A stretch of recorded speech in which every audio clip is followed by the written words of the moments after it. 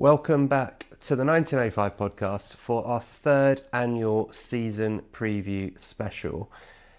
Our track record on these is mixed. I think the first season we did the podcast, we predicted that Maresca would surprise a few people in his first season and Chelsea would do better than many expected. I'd say that we did that year, finishing fourth, obviously winning the Conference League and the Club World Cup. And last season, I believe we predicted that we would build on that and close the gap to the leaders and finish second or third. That didn't go to plan, as we know. So let's hope that we do a better job in looking forward to this season, which I think it's fair to say is one of the most interesting Premier Leagues for many, many a year in terms of just how open it is. And maybe that is a good place to start, actually, the show. I'm recording this the day after the Community Shield, where Enzo Maresca started pretty inauspiciously, is that a word?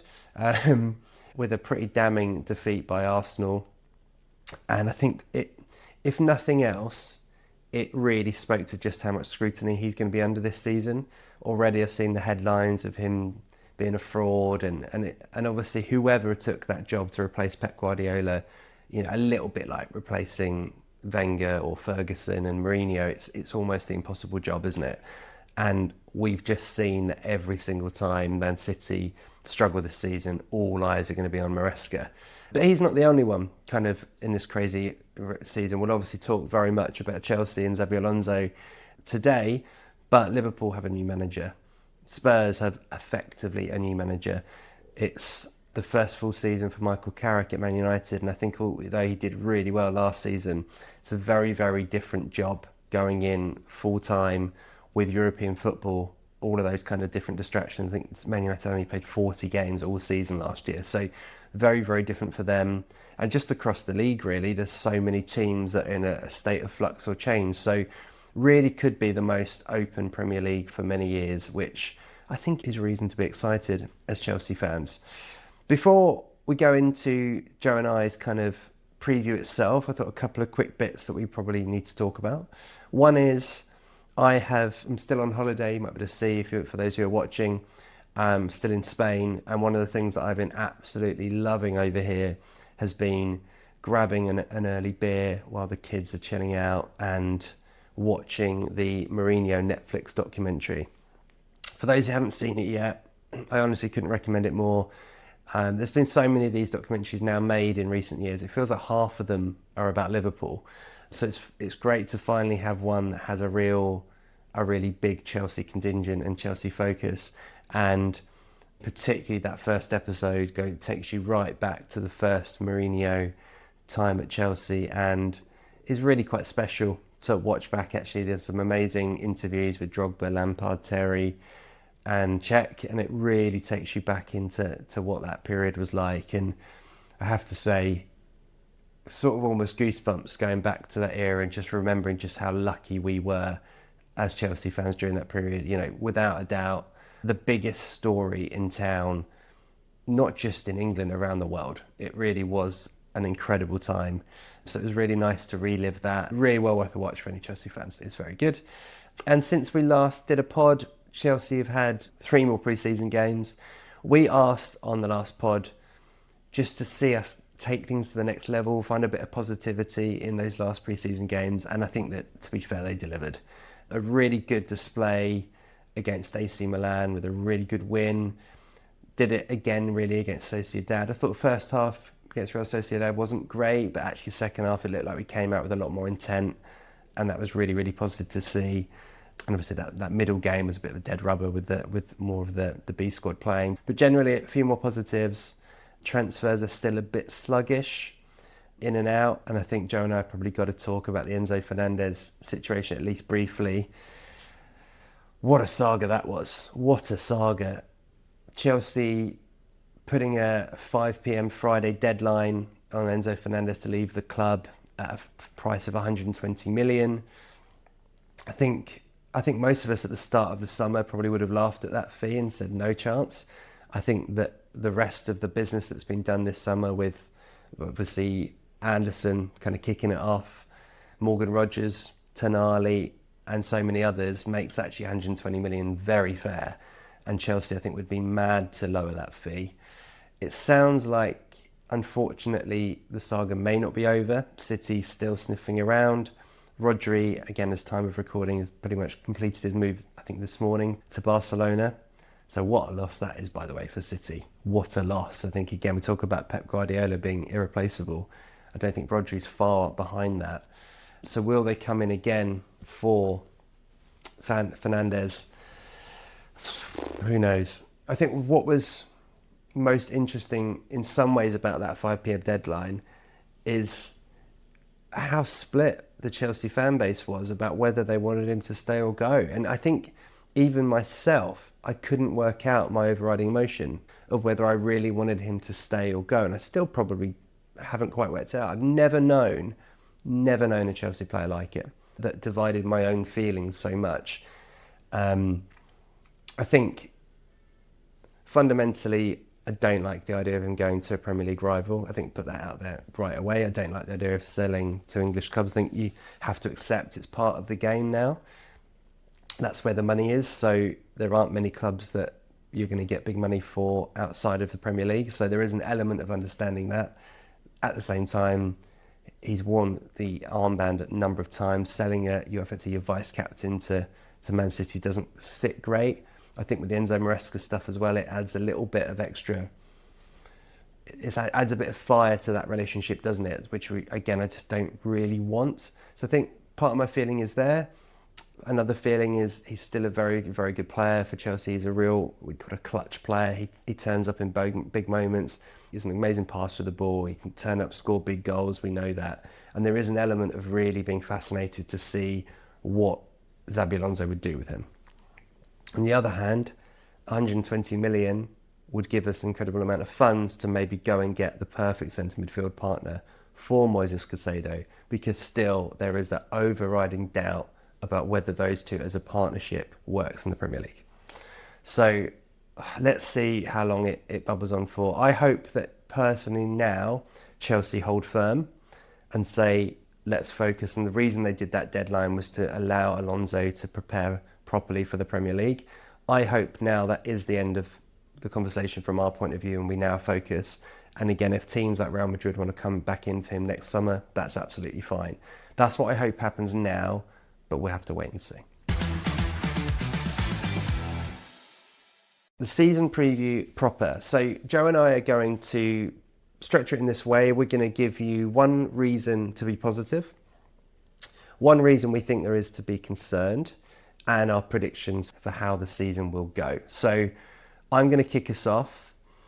And the first one, reason to be positive, is something that I've been crying out for ages.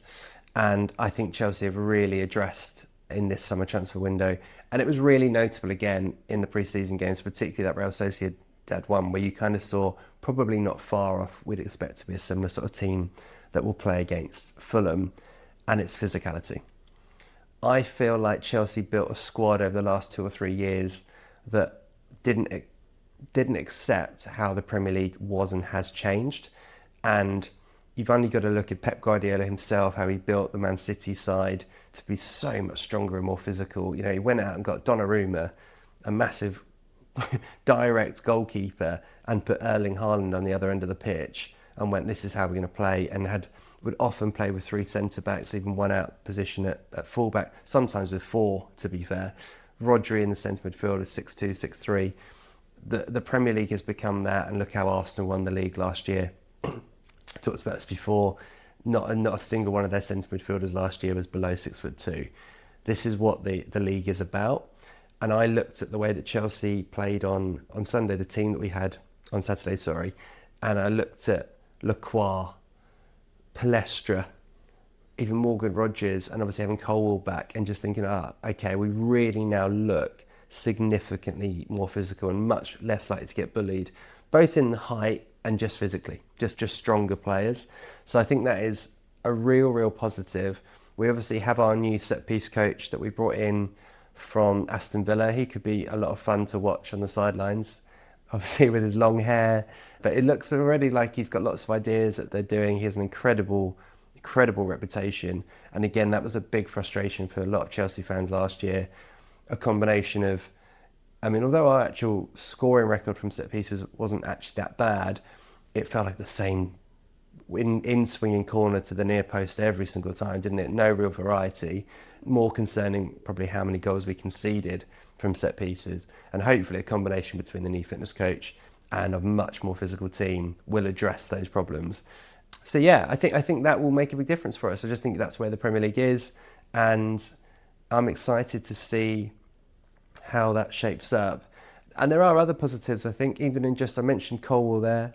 He feels a bit like a new signing this season. And there are a little bit more positives around Lavia again. Just looking at him again in these cameos in pre-season, he really, really looks... He's starting to look like the player that we know he can be. Can we keep him fit? Because if we can keep him fit, even if at the start of the season it's 30 minutes off the bench coming in, helping to progress the ball and calm games down, he could be incredibly valuable for us. But yeah, lots of reasons to be positive, I think.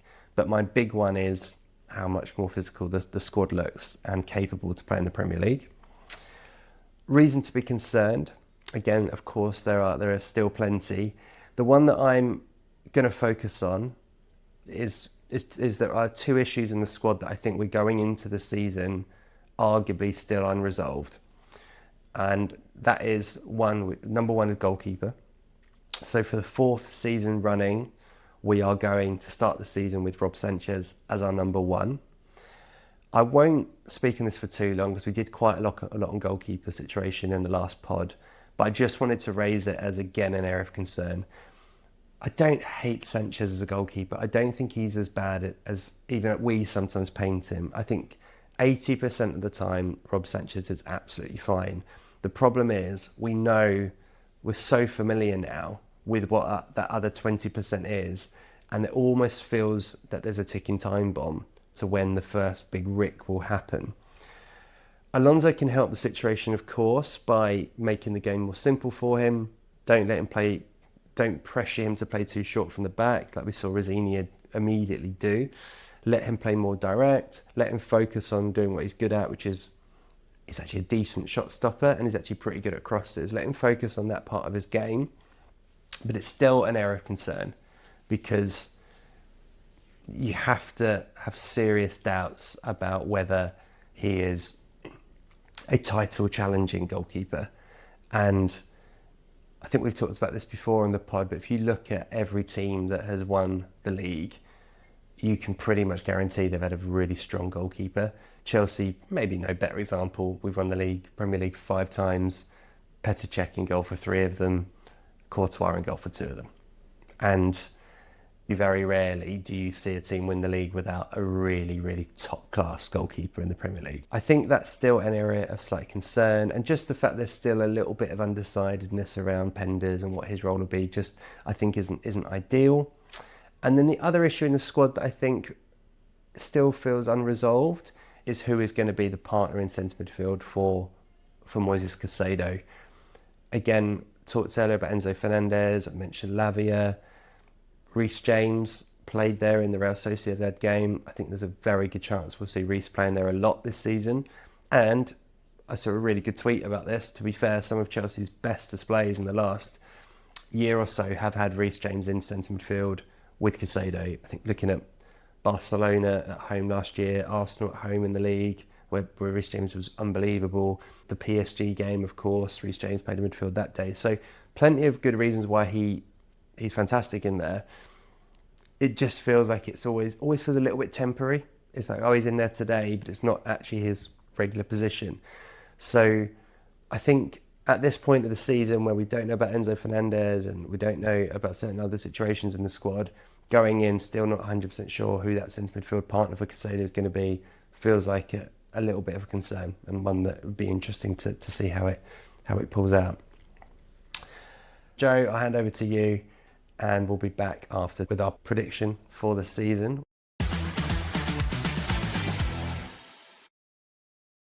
Hello and welcome back to the 1905 podcast, where I am in sunny Padstow. A couple of days of sunshine, beers and good food have put me in a very good mood, I have to say.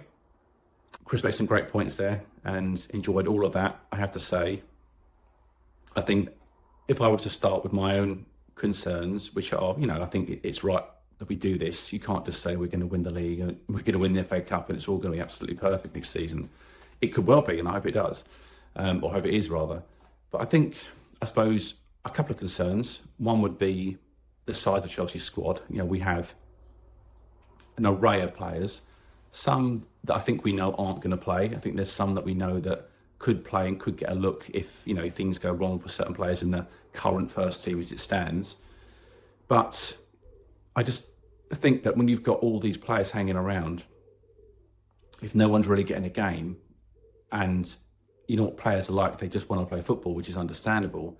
If they go back to training and they're on the second pitch and they're training with maybe the reserve team or the bomb squad, as it's sometimes known, or the B team, I just think it can run, if the season's not going as you thought, you can run into problems there. And I think that, I'm not going to go into all the players that I think should go or shouldn't go or whatever, but I think there's so many players, even within the genuine first team squad, that are going to get very limited minutes. Now, I know this week in particular, there's been a slight ramp up in certain players looking to be pushed out the door. Nicholas Jackson's kind of one, maybe.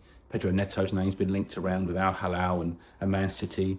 Liam Delap's been linked with Nottingham Forest and a loan move to Strasbourg. So there's a few players, but I wouldn't class Nicholas Jackson and Pedro Neto as desperate sells, only if you need to bring in another player, which I think is possible.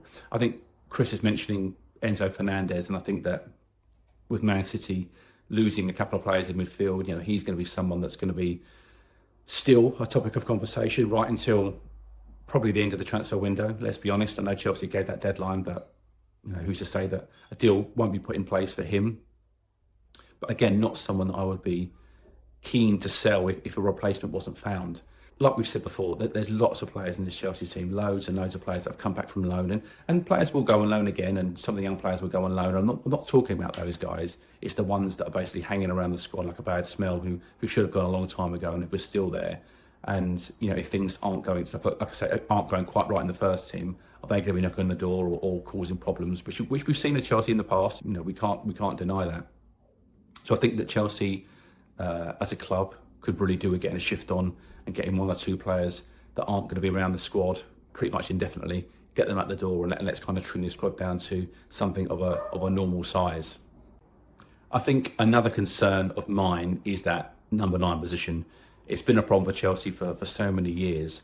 Now, João Pedro is looking absolutely deadly in front of goal, and he looks fantastic. There's no question about that. But I think if I was going to be picky and say, I like the signing of Danny Welbeck from a age perspective, an experience perspective, and I think he will add goals. I think he will. But with age becomes problems. And if he does get injured or gets knocks, when you're younger, you can sometimes play through them. As you get older, that knock that might be a week could take 3 weeks, could take 4. And if Chelsea are seriously going to go into the season with just João Pedro and Danny Welbeck, I think that's going to be a problem. Jackson sounds like, well, there's lots of teams that want him, and there's talk of 65, 70 million pounds, which is good money. It is good money. But I think it's not good money if Chelsea end up losing João Pedro for any length of time. Could be a suspension for 3 weeks. You could have 3 important games. It could be that he gets injured for a month or 2 months and he's in and out the side and maybe not playing his best football. And I just think that sometimes there are occasions where your form drops off a cliff, and it could just be it's for 3 or 4 games, but you need to bring somebody in to kind of help manage that load. And I think that Jackson is someone that we've seen in pre-season that has done that. I think he's been wonderful. I think the games that I've seen him play, he's had 1 or 2 little mistakes where he maybe should have passed and should have, instead of shooting, should have passed. But that's Jackson. You kind of know that. You want these mistakes to be ironed out, but it still wouldn't be a reason for me to sell him. I think the biggest eye-opener for me was I'd sort of forgotten what a good ball carrier he is, particularly against AC Milan. I thought was really impressive. And I know that AC Milan had, in that second half, they had a fairly second-string team out, 1 or 2 first-teamers, but mainly I think it was 7 or 8 changes in the second half for them. I think that Jackson's ability to get on the ball and take players on and create spaces for everybody else. And you've got to think, you've got him coming from deep with Rodgers, Palmer and Pedro alongside him perhaps, or if it's Danny Welbeck. That's a frightening prospect for a back 3 or a back 4 in the Premier League, and teams aren't going to like that. And I think that his erratic style of play, I think, is what sometimes in those first couple of seasons that we had him, I think was what caught teams off guard. I don't think they knew what he was going to do. I don't think Jackson knows what he's going to do before he gets it a lot of the time. So for me, I would like to see him stay unless Chelsea are going to bring somebody in.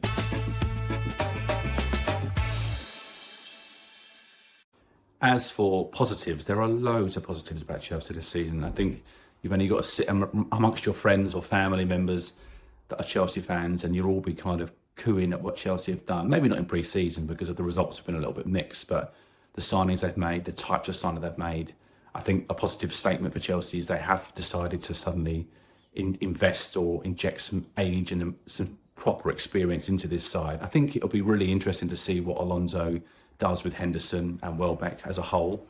It'll also be very interesting to see what he does with Henderson as a player, because I think Welbeck, we kind of know he's going to get his game time and what he's going to do.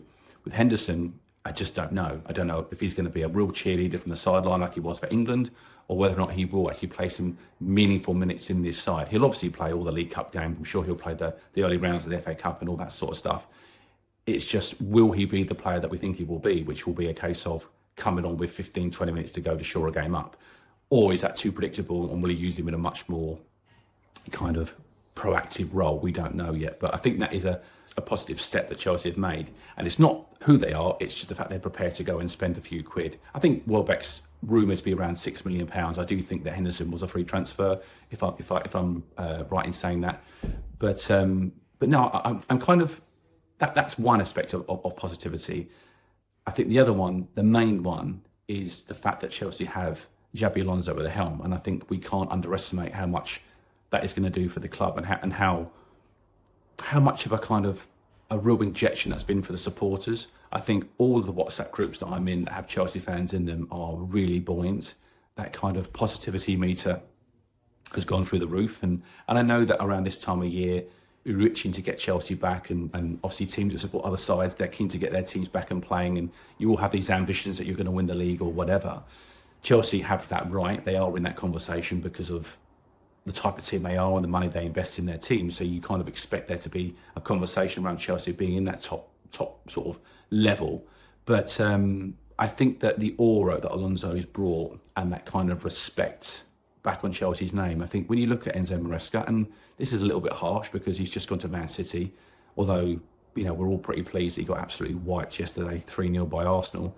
And then you look at like Liam Rosenior and Graham Potter and people like that. I don't feel that Chelsea have had a really proper manager for a long time. And Chris has said this notable times to me, that where are we going to get this new guy from? Mourinho kind of was a bit of a bolt out the blue when he first came along.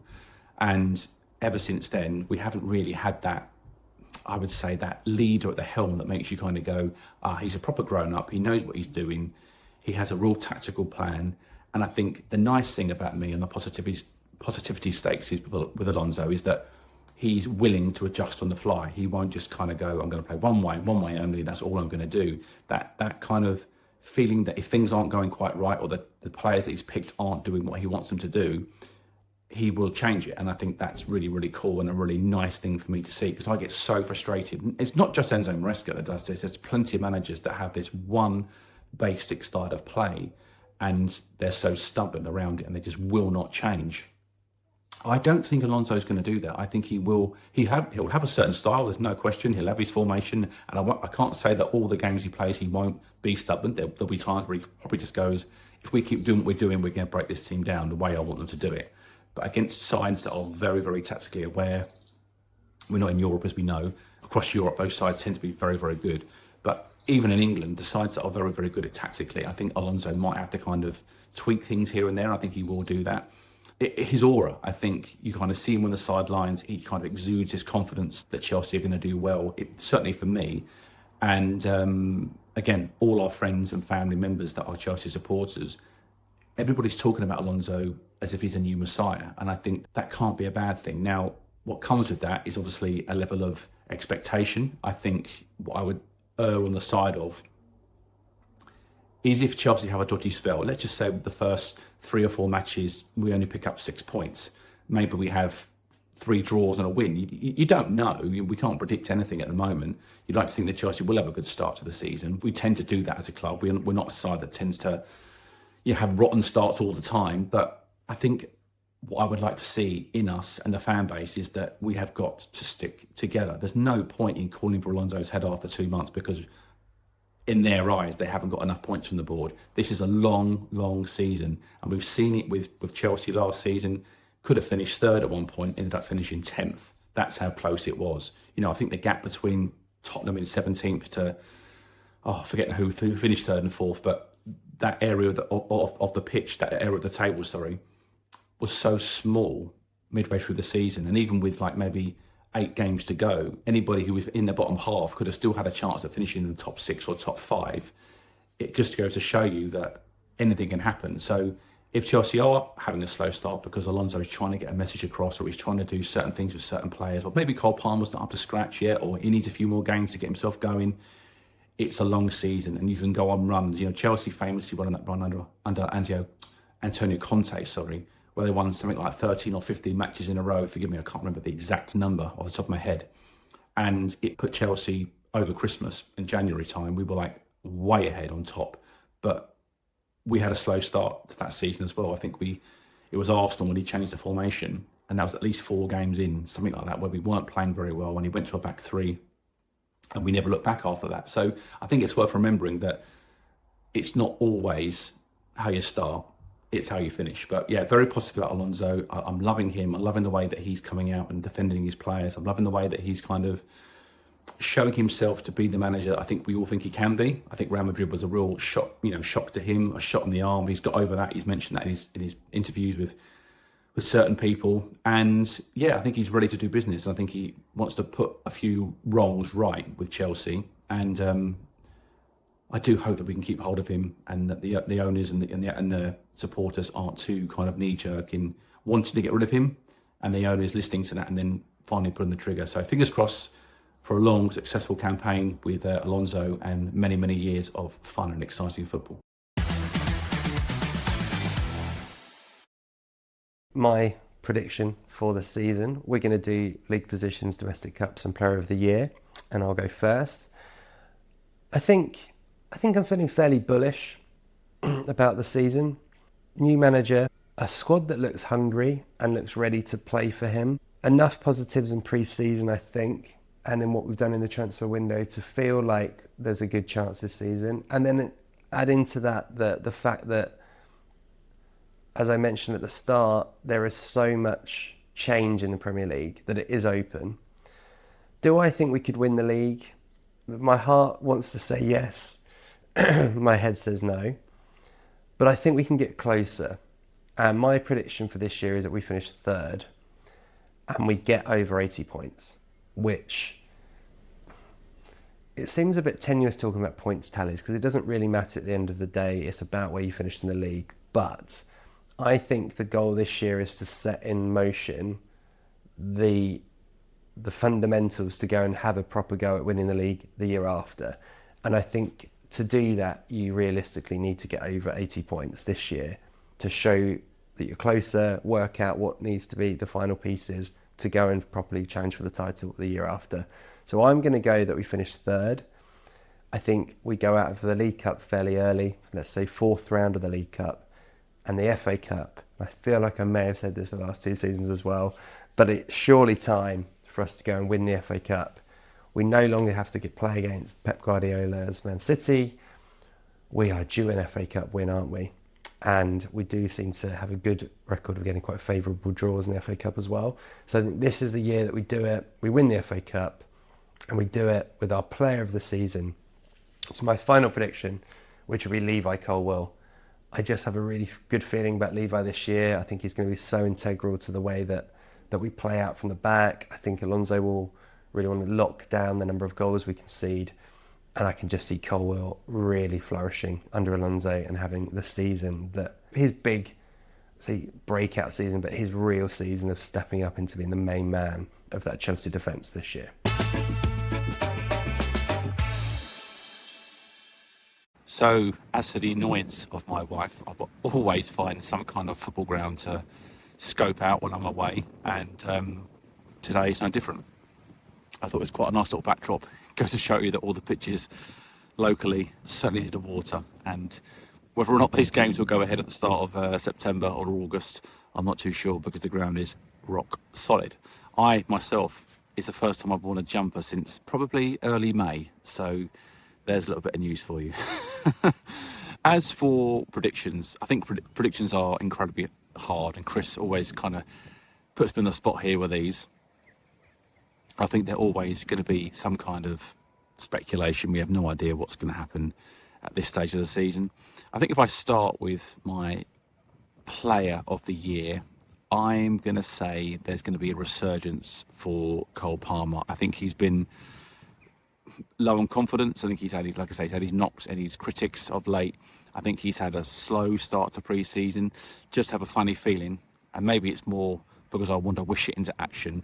I think that Cole Palmer will be Chelsea's player of the season.